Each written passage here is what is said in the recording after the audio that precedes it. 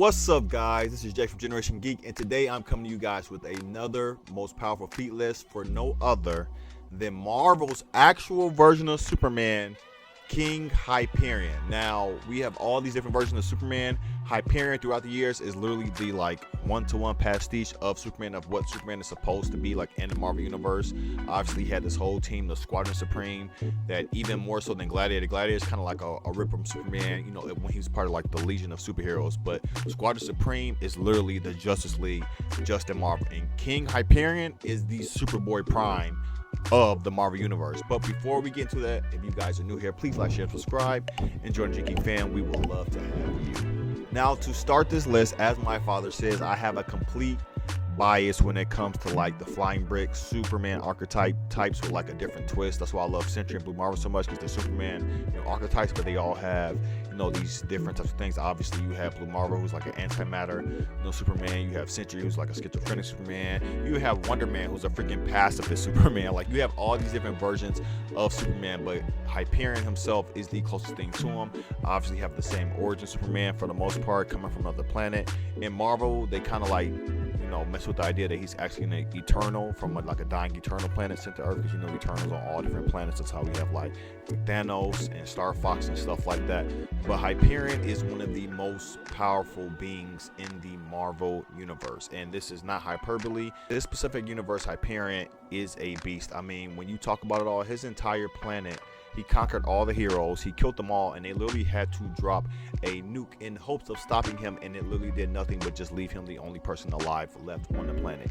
And that's how dangerous this Hyperion was, that his planet rather die than have him rule them. Like, that's a crazy amount of just like sacrifice from the entire planet. So yes, this is the type of being that we're dealing with. This Hyperion has been seen going toe-to-toe with multiple, you know, superhero groups from different realities. We've seen him beat versions of the Avengers, including Thor, Hulk. We've seen him beat versions of the Fantastic Four, which has people, you know, like Sue Storm. Obviously, of this reality, you have a Spider-Man.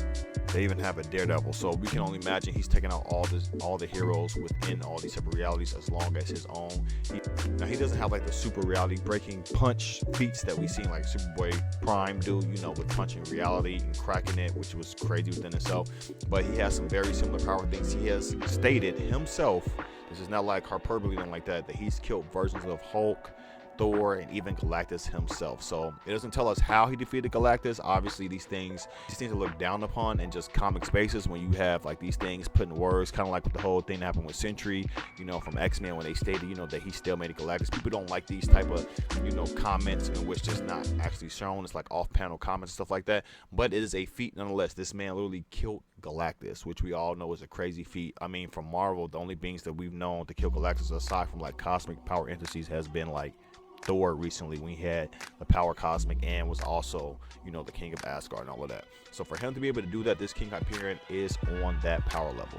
Now, we've seen him thwarted twice. One time in which he literally was like mained by his own heat vision with Blink, which he learned to counteract that later. He shot his heat vision, you know, through Blink's portal and hit her on the back. He countered that later because she tried it again a second time. It didn't work.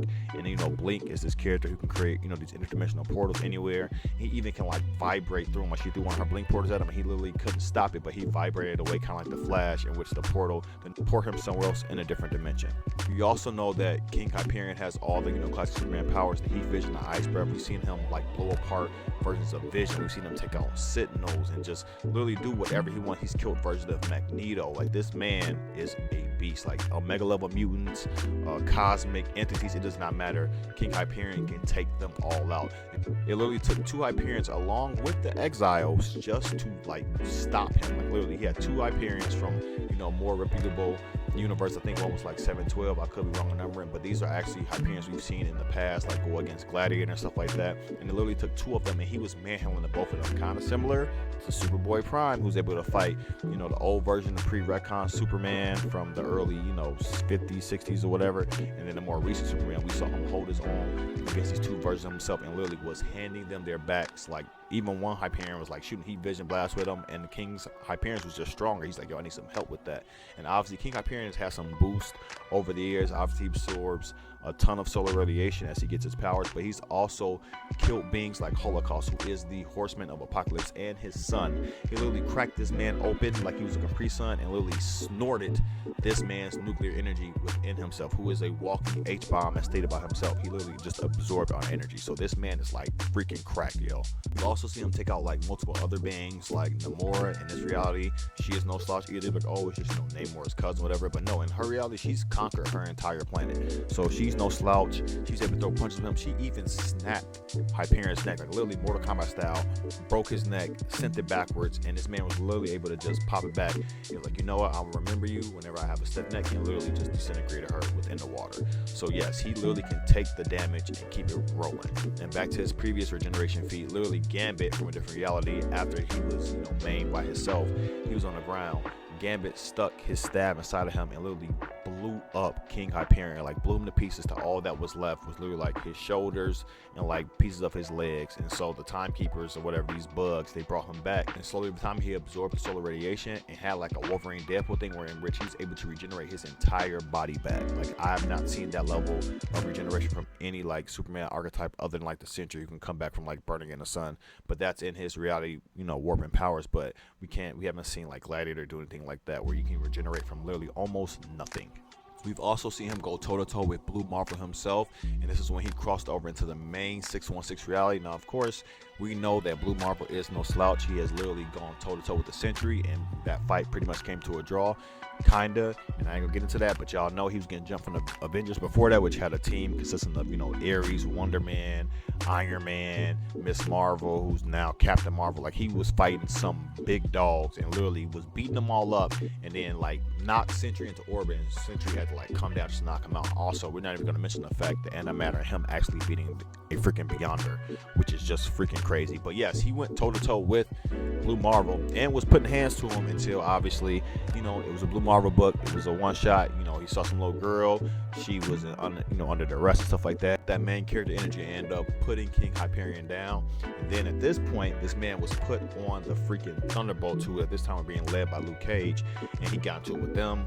He knocked out a kaiju. They ended up fighting them all, and they only beat him because they had his kryptonite, which is called Argonite, inside of him, and they detonated. But he was putting hands to Juggernaut, who I must mention was a weakened version of Juggernaut, who was like losing the powers of Sidorak and stuff like that. But literally was cracking his shell open, burning him. Juggernaut was like throwing his hands best he can, but really wasn't doing much until Ghost came with the, with the plot armor, and blew it up and literally took King Hyperion out. And that was pretty much the last we've seen of King Hyperion. We don't know where he is.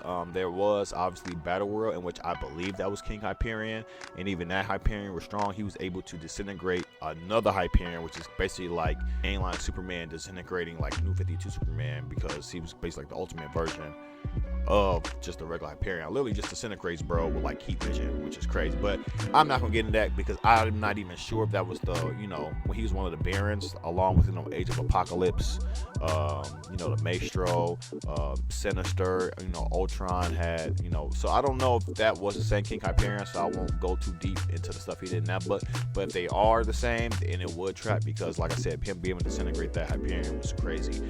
But yeah, other than that, we don't know where this man is, and hopefully we see him. And that doesn't even get me started on the one we have from Hickman's run, who has like freaking disappeared, and it stresses me out because is this man still driving a pickup truck or what? I don't know, but that's my list. Did you guys know that King Hyperion was this powerful? If not, leave that in the comments below. And if there's any character you would like to see me do a how powerful feat list on, also in the comments below. And if you guys are new here, please like, share, and subscribe, and join the Geek fam. We would love to have you. As usual, I have been Jay from Generation Geek. Y'all be blessed, and peace.